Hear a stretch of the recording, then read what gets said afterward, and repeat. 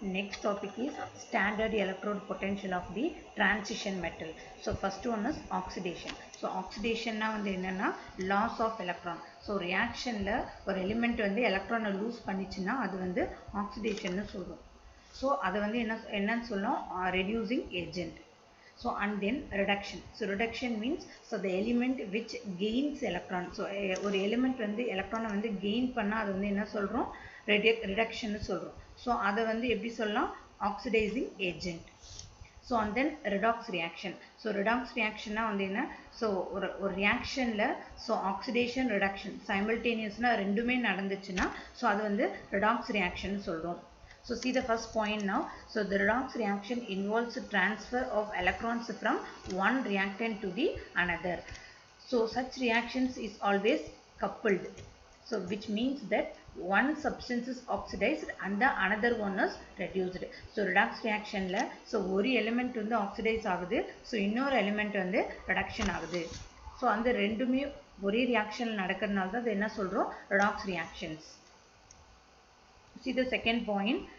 The oxidizing and reducing power of an element is measured in terms of the standard electrode potential. So in the oxidation reduction ரெண்டுத்தையும் measure பண்றது தான் வந்து என்னன்னா standard electrode potential. So in the standard electrode potential வந்து measure பண்றதுக்கு ஹைட்ரஜனை வந்து நம்ம ஸ்டாண்டர்டா வச்சுக்கிறோம். So ஹைட்ரஜனோட EMF value 0 ன்னு கன்சிடர் பண்ணிட்டு so அதை வந்து கம்பேர் பண்ணி other transition metals-க்கு so electrode value வந்து standard electrode value வந்து கண்டுபிடிக்கிறோம். So is the standard electrode potential E0. So அதோட symbol வந்து என்ன E0 of a metal is large and negative. So E0 value வந்து negative more negative இருந்ததுன்னா so அந்த metal வந்து என்னது powerful or reducing agent வந்து இருக்குது. So if we move இந்த 3D சீரீஸ்ல டைட்டேனியம்ல இருந்து ஜிங்க்கு வந்து மூவ் ஆகும்போது so அதோட வேல்யூ E0 வேல்யூ வந்து என்ன ஆகுது so அதோட வேல்யூ வந்து டிக்ரீஸ் ஆயிட்டே வருது. So இந்த 3D சீரீஸ்ல காப்பருக்கு மட்டும்தான் வந்து என்னது பாசிட்டிவ் வேல்யூ வந்து கிடைக்குது நமக்கு. So see the tabular column now. So டைட்டேனியம்ல இருந்து ஜிங்க்குக்கு வரும்போது அதோட நெகட்டிவ் வேல்யூ என்ன ஆகுது டிக்ரீஸ் ஆயிட்டே வருது. So பட் காப்பருக்கு மட்டும் வந்து என்ன கிடைக்குது நமக்கு so பாசிட்டிவ் வேல்யூ வந்து கிடைக்குது. So for that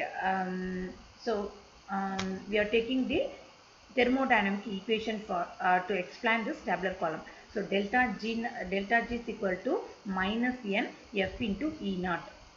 So இப்போ delta G value வந்து நெகட்டிவா இருந்துச்சுன்னா so நெகட்டிவ் வேல்யூ கிடைச்சதுன்னா so நம்ம என்ன சொல்றோம் ப்ராடக்ட் வந்து மோர் ஸ்டேபிளா இருக்குது. ஸோ அப்போ அந்த ரியாக்ஷன் வந்து feasible அந்த ரியாக்ஷன் வந்து ஈஸியா நடக்கும் அப்படின்னு சொல்றோம். ஸோ இந்த டெல்டா ஜி வேல்யூ நெகட்டிவா இருக்கும்போது ஸோ E0 வேல்யூ வந்து நமக்கு எப்படி கிடைக்கும் பாசிட்டிவா கிடைக்குது. சப்போஸ் நமக்கு டெல்டா ஜி வேல்யூ வந்து பாசிட்டிவா இருந்துச்சுன்னா ஸோ அதை வந்து என்ன சொல்றோம் ரியாக்டன்ட் வந்து மோர் ஸ்டேபிளா இருக்குது அப்படின்னு சொல்றோம். ஸோ அப்போ வந்து E0 வேல்யூ வந்து எப்படி இருக்கும் நெகட்டிவா இருக்குது. ஸோ இப்போ டேபுலர் காலம் பார்ப்போம். ஸோ டைட்டேனியம் 2+லேருந்து டைட்டேனியமாக மாறும்போது ஸோ அதோட எலக்ட்ரோட் பொட்டன்ஷியல் வேல்யூ வந்து என்ன இருக்குது ஸோ நெகட்டிவ்ல வந்து இருக்குது.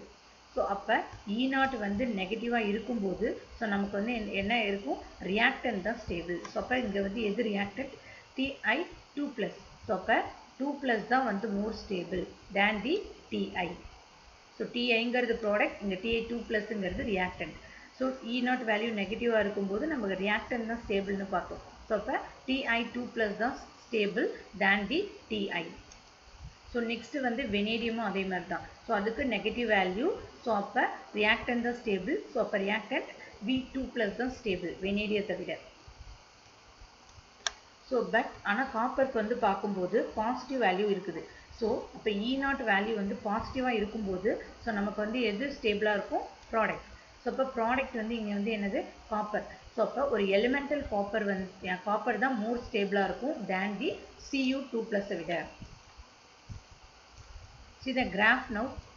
So இப்போ 3D series மூவ் பண்ணும்போது ஸோ அதோட இப்போ மேக்னஸ்க்கும் சிங்க்குக்கும் பார்த்தோம்னா மோர் நெகட்டிவ் வேல்யூ வந்து கிடைக்குது நமக்கு. ஸோ ஏன்னா ஸோ மேக்னஸோட எலக்ட்ரானிக் கன்ஃபிகரேஷன் வந்து என்னது 3d5 4s2.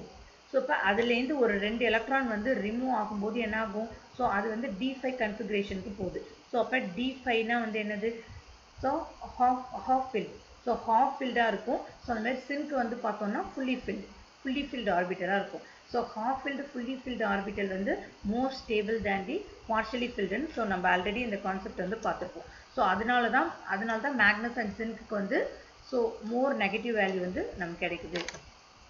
So next concept, so transition metal in their higher oxidation state tend to be oxidizing. So for example, Fe3 plus is moderately a strong oxidant and it oxidizes copper to copper 2 plus ion. So what they are telling in that point? So Fe வந்து Fe3 plus வந்து Fe2 plus தான் மாறும்போது அதோட electrode E0 value வந்து 0.77. So like that copper 2 plus வந்து காப்பரா மாறும்போது அதோட E0 value வந்து 0.34. So இந்த ரெண்டு E0 value compare பண்ணும்போது so Fe3 plus ஓட value தான் நமக்கு வந்து 0.77. So அதுதான் higher value கிடைக்குது. So இந்த E0 value higher இருக்கிறதுனால so இது வந்து காப்பரை வந்து ஈஸியா வந்து ஆக்சிடைஸ் பண்ணுது. ஸோ அப்போ வந்து இந்த அயன் வந்து காப்பரை வந்து காப்பர் 2 plus தான் ஈஸியாக ஆக்சிடைஸ் பண்ணுறதுக்கு யூஸ் ஆகுது.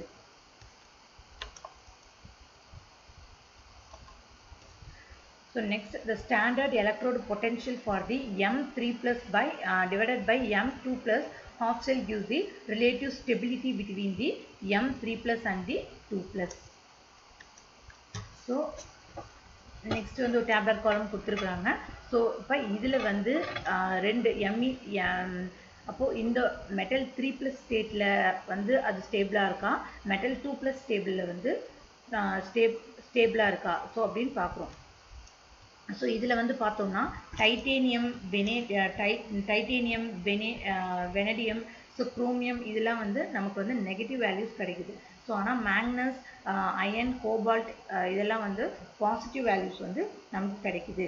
ஸோ இதில் வந்து என்ன சொல்கிறாங்க, so negative value E0 value வந்து நெகட்டிவாக இருக்கும்போது நமக்கு வந்து எது stable, reactant stable. So reactant வந்து இங்கே வந்து என்னது, ஸோ Ti3+.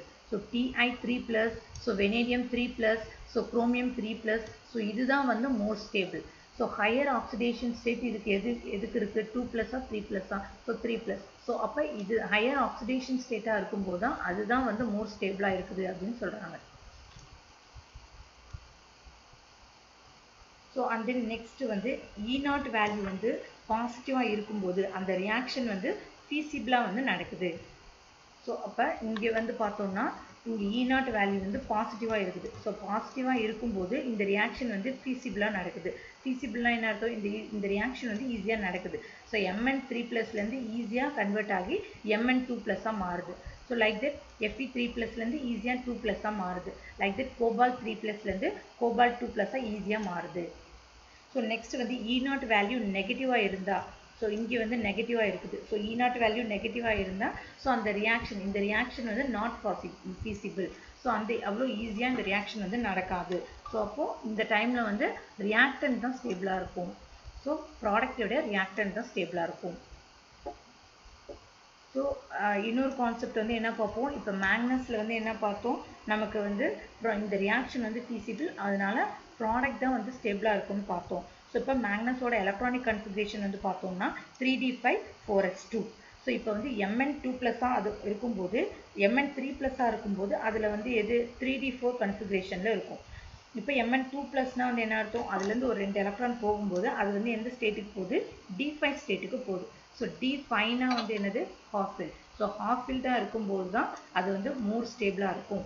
ஸோ அப்போ Mn2+ தான் more stable than the Mn3+.